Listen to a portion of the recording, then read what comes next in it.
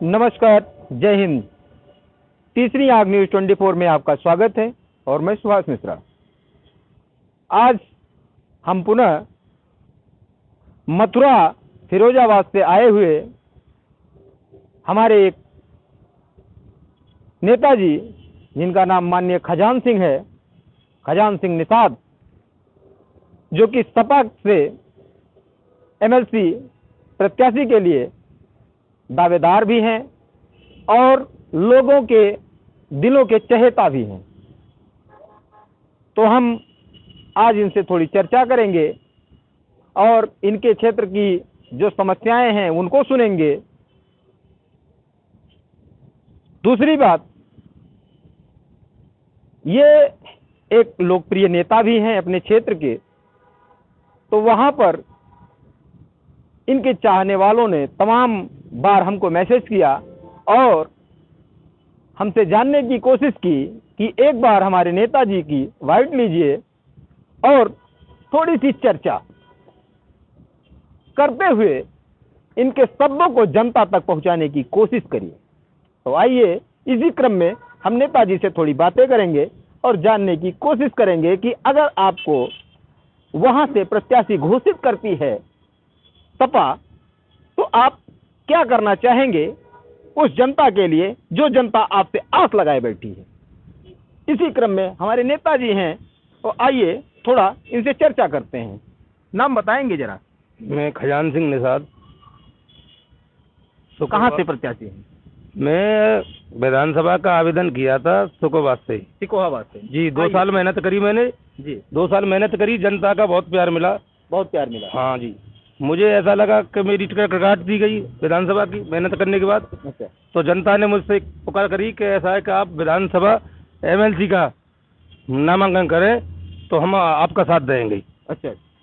तो मैं एमएलसी का आगरा फिरोजाबाद से आवेदन करके आया हूँ और आशा करता हूँ कि राष्ट्रपति जी मुझे समाजवादी की टिकट दे, तो उस टिकट को जीत करके समाजवादी की झोली में हम डालना चाहते हैं और मथुरा से लेकर के और पूर्वांचल तक समाजवादी का वोट समाजवादी के साथ, निषादों का वोट समाजवादी के साथ जो भी मैं। तो आपको प्रत्याशी अगर बनाती है सपा जी, तो आप इस सीट को कितने हद तक लाने की कोशिश करेंगे? अब तो जीत में हम लाने क्या करेंगे, जीत है, विधान परिषद की जीत है। अरे इतनी दमदारी से? हाँ, दमदारी से। तो निषादों का बोलबाला है, निषादों का गढ़ है मथुरा फिरोजाबाद में, आगरा फिरोजाबाद में। आगरा फिरोजाबाद निषादों का गढ़ है, निषादों का। निषाद लोग गढ़ बना के बैठे हैं। गढ़ बना के बैठे हैं। अरे वाह। सब प्रधान, जिला पंचायत और बीटीसी सब अपने हैं। अपने जी। तो जैसा कि हमने सुना और आपने पहले भी हमको बताया था कि आप विधानसभा के दावेदार थे। जी, मैंने 2 साल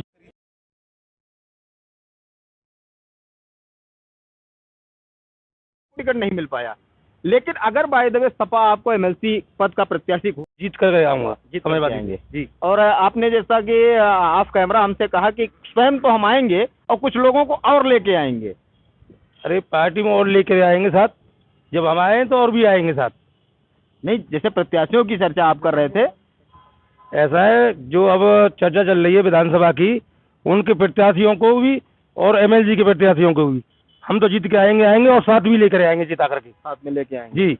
और आइए थोड़ी आपसे चर्चा करते हैं। और भाई साहब को हमने देखा काफ़ी नेताजी के साथ में क्लोज संबंध रहे हैं आपके, तो आपने काफ़ी चर्चाएं की और बार बार प्रयास किया इस विधानसभा सीट के लिए कि माननीय नेताजी आएँ।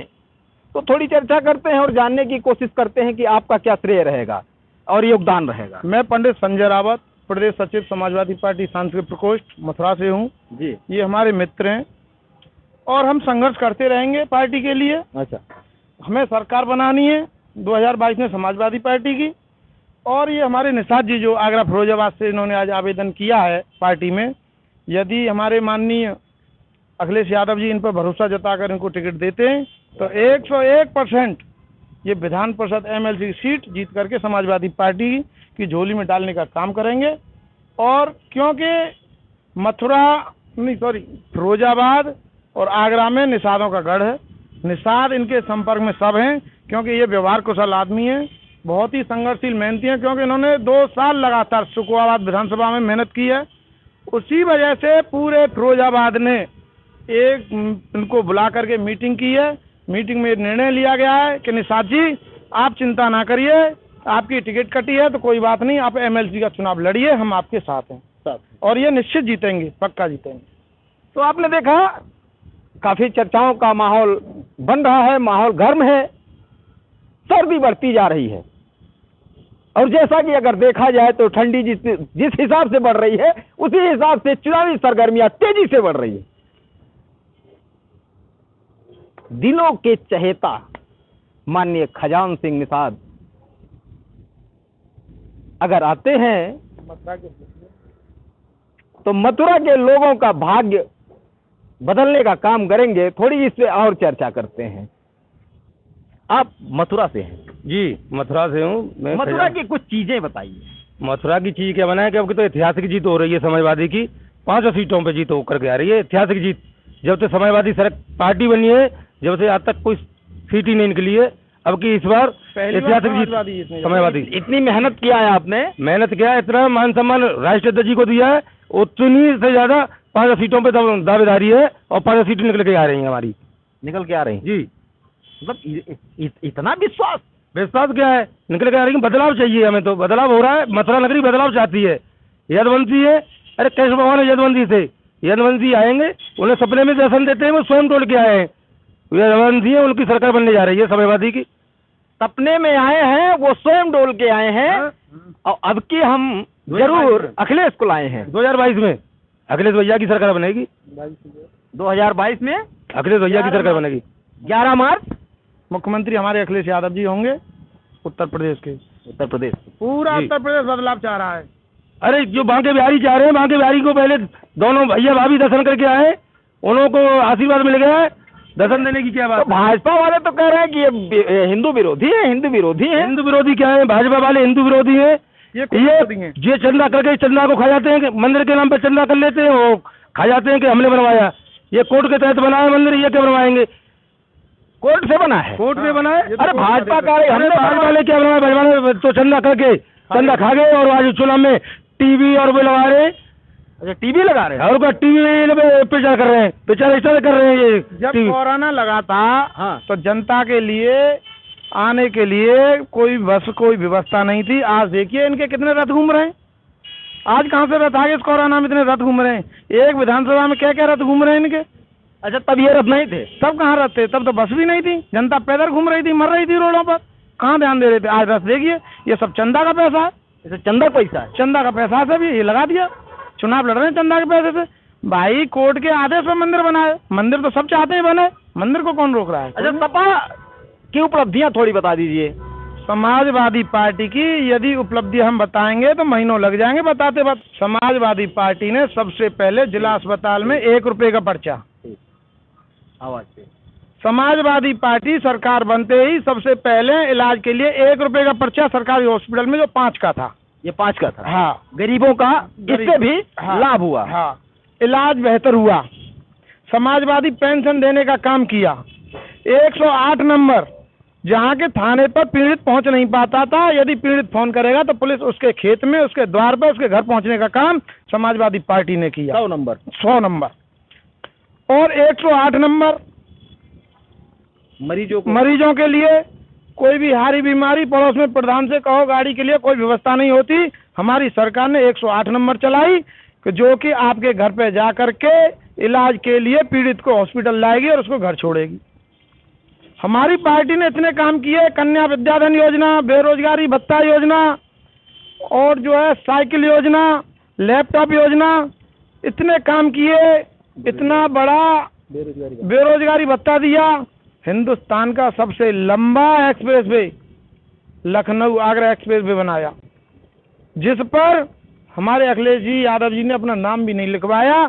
और ये योगी मोदी की सरकार, जहाँ पर एक 10 रुपए का जो नमक शीशा रहते नमक दे रहे हैं, शीशा है उसमें, वो नमक नहीं है। बहुत बड़ा आरोप लगा रहे हैं नेताजी आप। हाँ बिल्कुल आरोप बहुत सही बड़ा है। आरोप लगा रहे हैं, इसका बिल्कुल प्रूफ है आपके पास? बिल्कुल, उसको गला के देखिए पानी में, आप गलाइए, आप पत्रकार हैं, आप गलाइए उसको पानी में। इतना बड़ा आरोप, देखिए आप उसको। इतना बड़ा आरोप अगर लगाया जा रहा है तो जाहिर सी बात है कुछ न कुछ सच्चाई होगी जरूर। और चीजें जानने की कोशिश करते हैं। उस पर भी फोटो लगे हुए हैं, बताइए। एक 10 रुपए के नमक पर योगी मोदी जी के फोटो लगे हुए हैं, जो यूपी के मतलब जितने मुख्यमंत्री का हैं। नमक उससे अधिक का छपाई। तो बताइए ये कहाँ से पैसा आ रहा है, कहाँ है? ये सब चंदा का पैसा है। और हमारी सरकार बनने जा रही है 10 तारीख को, अखिलेश भैया मुख्यमंत्री होंगे, जनता बदलाव चाहती है, युवा बेरोजगार डोल रहे हैं, हमारे युवाओं को नौकरी देखा मिलेगी। कि 108 एम्बुलेंस कर्मी 9-9 हजार कर्मियों को एक साथ निकाल दिया गया इस सरकार में, और इस सरकार के कान पे जू नहीं रहेंगी। ऐसा है। क्या कहना चाहेंगे इस पे? आपके माननीय अध्यक्ष जी से हमारी बात हुई थी, राष्ट्रीय अध्यक्ष जी से, उन्होंने कहा कि आप जाइए और उनसे कहिए थोड़ा शांति से सपा को लाने का काम करें और इसके बाद हम जरूर इस पे काम करेंगे। 10 मार्च के बाद उत्तर प्रदेश के अंदर इतनी बम्पर भर्तियां निकलेंगी कि ये जितने बेरोजगार घूम रहे हैं सबको नौकरी मिलेगी। हाँ, 22 लाख रोजगार देने की बात माननीय अखिलेश जी कर रहे हैं। जो अखिलेश यादव जी ने कह दिया वो पक्का है, पत्थर की लकीर है। 22 को कह दिया तो 22 लाख ही भर्ती निकलेंगी और सभी भर्ती होंगे। एक भी पर्चा लीक नहीं होगा, एक भी कैंसिल नहीं होगी, सारी भर्ती होंगी। आपने बहुत बड़ी बात कह दी, पर्चा लीक नहीं होगा। हाँ, मायने क्या लगाए जाए इसके? मायने है कि अब तक जो लीक ही होते आए, भर्ती तो कोई हुई नहीं है। सारे पर्चे लीक हो गए। स्टूडेंट जाता है परीक्षा देने के लिए, बाहर निकल के आता है, पीछे से खबर आ जाती है कि लीक हो गया पर्चा, परीक्षा निरस्त कर दी गई। बताइए क्या होगा? अरे तो उस लीकेज के होल को बंद करने के लिए का उपाय कोई भाजपा के पास नहीं है का? हाँ है, क्या है? भाजपा के पास है युवाओं की गर्मी शांत करने का। जो कह रहे हैं युवाओं की गर्मी शांत करेंगे। युवाओं की गर्मी शांत करेंगे? हाँ, युवाओं की अच्छा, गर्मी शांत हाँ, करेंगे। अभी माननीय योगी जी ने कहा कि हम मई और जून में शिमला बनाने का काम करते हैं। कैसे शिमला बनाएंगे? ये शिमला क्या बनाएंगे?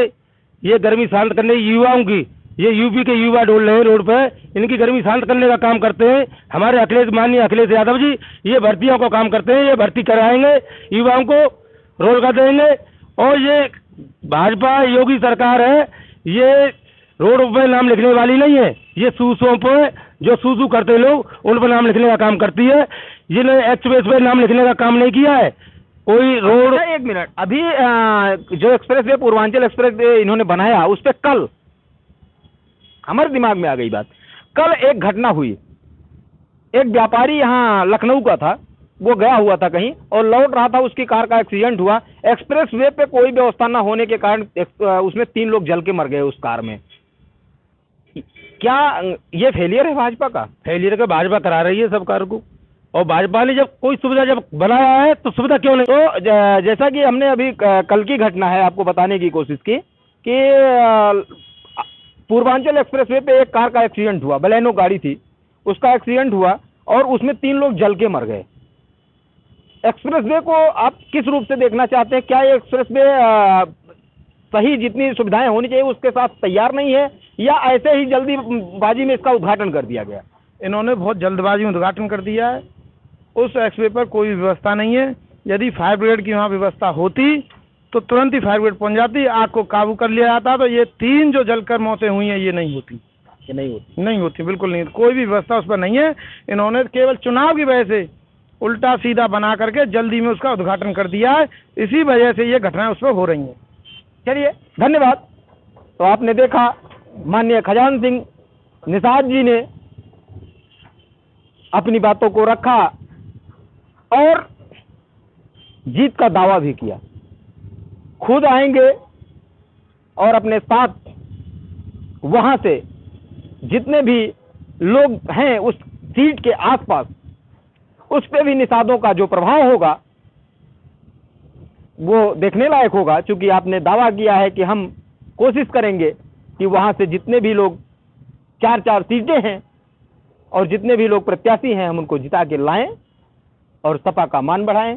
इन्हीं शब्दों के साथ हम अपनी वाणी को विराम देते हैं। हमारे चैनल को लाइक, शेयर, सब्सक्राइब करना ना भूलें। आप देख रहे थे सुभाष मिश्रा के साथ तीसरी आंख न्यूज़ 24। धन्यवाद।